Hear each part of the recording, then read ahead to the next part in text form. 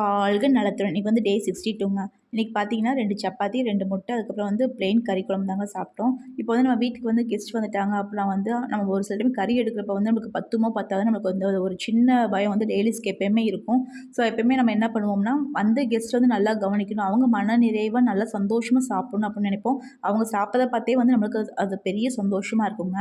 So அதனால வந்து நம்ம வந்து அன்னைக்கெல்லாம் நம்ம போய் சாப்பிட மாட்டோம். ஏன்னா நம்ம வீட்ல வந்து நம்ம எப்பயுமே நம்ம சாப்பிடுறது தான். ஸோ வந்த கெஸ்ட் வந்து நல்லா கவனிக்கணும் அப்படின்னு நினச்சு நம்ம சாப்பிட மாட்டோம். அப்படி நீங்கள் என்னென்ன பண்ணுவீங்க எனக்கு கமெண்ட் பாக்ஸில் சொல்லுங்கள். அதுக்கப்புறம் இடையில வந்து சுக்குமல்லி காஃபி குடிச்சிங்க. நைட் வந்து பார்த்தீங்கன்னா 4 இட்லி வச்சேன். பட் நான் சாப்பிட்டது வந்து 2 இட்லி தாங்க. பசங்க தான் 2 இட்லி சாப்பிட்டாங்க.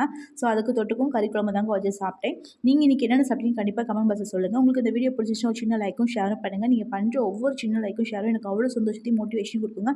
நம்மள மாதிரி சின்ன சின்ன யூடியூப் சேனல் மக்கள் பார்க்குறாங்க, சப்போர்ட் பண்ணுறாங்கன்னு ஒரு பெரிய சந்தோஷம் எனக்கு கிடைக்குங்க.